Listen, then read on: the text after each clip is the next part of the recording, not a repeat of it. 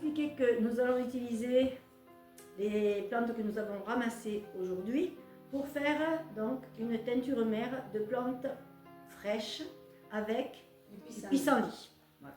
Donc, du pissenlit que j'ai nettoyé avant de le mettre en pot. J'ai donc utilisé de l'eau avec un petit peu de vinaigre, nettoyé, bien essoré, parce qu'autrement si c'est mouillé, ben il y aura trop d'eau par rapport à l'alcool. Donc voilà. Comme c'est une plante fraîche, je vais utiliser de l'alcool à 90. 90, merci, les bons élèves.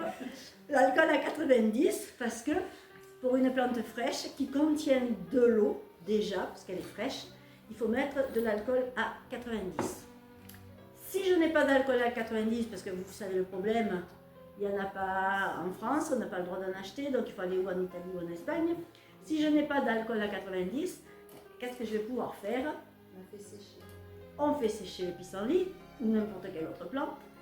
Une fois que c'est sec, on va pouvoir utiliser de l'alcool à 45, 47, du rhum. Moi je prends le rhum de chez Lidl et c'est très bien. Donc là, comme la plante est fraîche, je vais pouvoir utiliser l'alcool à 90, il fait même un peu plus. Voilà. Je le remplis bien, bien, bien. Vous allez voir à quel point c'est simple. On ne comprend pas pourquoi il n'y a pas plus de gens qui le font. Mais je sais que parmi vous, il y en a beaucoup qui le font, parce que ce sont de bons élèves. Alors, pour ne pas que ça remonte, je vais utiliser une petite pierre, si possible pas calcaire, que je vais mettre dessus pour empêcher les plantes de remonter. Et je ferme. Ça y est, votre teinture mère est prête. On met la date? Oui. Et le nom? Ah, très bien, parce que surtout lorsqu'on est étourdi comme moi. Donc, je sais que c'est du pissenlit. Et nous sommes le 8 mai. Voilà. Pourquoi je mets la date? Bien parce que bien entendu, il faut attendre 3 semaines pour qu'elle soit complètement faite. Si c'est quelques jours après, un peu plus, ou voilà, c'est pas grave, il vaut mieux que ce soit plus que moins. Une fois que ça sera fait, vous allez la filtrer. Ensuite, une fois qu'elle est filtrée, ben, vous mettez dans une petite bouteille. Et si vous en avez besoin après, au bout de quelques temps, vous avez besoin de l'utiliser, eh bien vous utilisez une petite fiole avec un compte-gouttes pour mettre le nombre de gouttes dont vous avez besoin. Ça sera exactement la même chose avec la plante sèche. Et d'ailleurs, je vais vous montrer par exemple, parce que là, le pissenlit, on a vu tout à l'heure que c'était très bon pour tout ce qui était urinaire, pour les os en général. Et par contre, on a vu que la racine était très bonne, elle, pour ce qui était pour le foie. Donc, si je veux faire, là, j'ai des racines que j'ai achetées. Pourquoi je les ai achetées? Je vous l'ai montré tout à l'heure. C'est pas facile du tout d'arracher la racine. On est dans une terre qui est plutôt lourde et donc souvent lorsqu'on cherche à arracher la racine, elle se casse et on ne peut pas faire grand chose. Donc moi qu'est-ce que je fais? Eh bien je l'achète toute préparée déjà, sèche. Et donc si je veux faire une teinture mère de mes racines sèches, je vais pouvoir les mettre dans un pot, n'importe lequel. Cette fois par contre, je ne le mettrai pas jusqu'en haut et je ne vais pas tasser. Je le mettrai à peu près jusqu'aux 2/3. D'accord? Parce qu'il n'y a pas d'eau. Et lorsque je vais tout à l'heure mettre l'alcool à 45 par exemple, qu'est-ce qui va se passer? Ça va faire éponge. Ça va gonfler. Et donc, il n'y a pas besoin de remplir le pot jusqu'en haut. On se contente de le mettre aux 3/4. Je mettrai donc ma racine jusqu'aux 3/4. Je remplirai avec mon rhum à 45.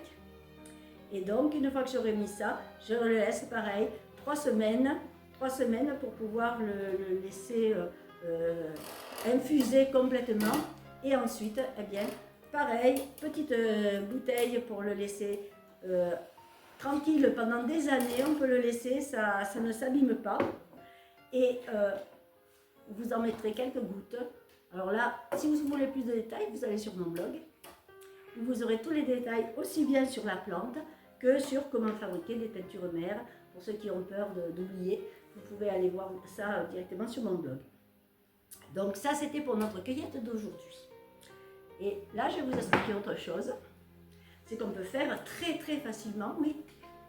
Tu n'as pas spécifié la différence avec la plante qui se ressemble beaucoup avec le pissenlit, qui serait Ah oui, de le dire pour ceux qui ne sont pas là. très très bien. Effectivement, tout le monde connaît le pissenlit, ou du moins croit le connaître. Et on a vu tout à l'heure en le cueillant qu'il y avait une plante qui lui ressemble beaucoup, mais elle est duveteuse. Lorsqu'on la touche, on sent un peu comme si c'était du velours. Et les feuilles sont beaucoup moins dentées, puisque le pissenlit, on l'appelle aussi dent de lion, parce que c'est très très très denté.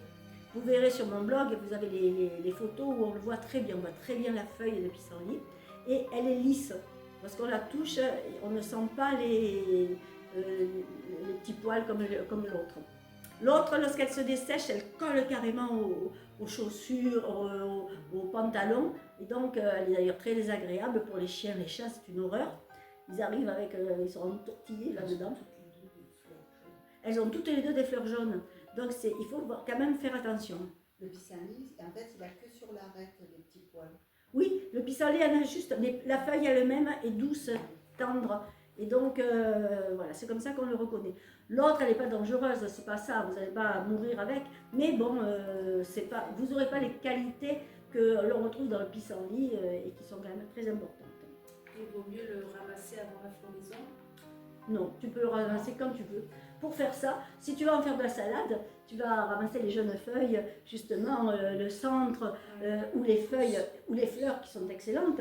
Mais pour faire des teintures mères, c'est pas, tu peux le prendre quand tu veux. Le pissenlit, il n'a qu'une fleur. Oui, mais il en fait plusieurs, beaucoup, plusieurs fois. Une fois que la fleur est sèche. Oui. Mais des fois, il faut vraiment faire attention. Ça se ressemble. On a vu tout à l'heure que ça se ressemblait. Voilà. Donc ça, c'était pour ce que je voulais vous dire sur le pissenlit et ses utilisations. Pour plus de précision, sur mon blog. Pas de problème.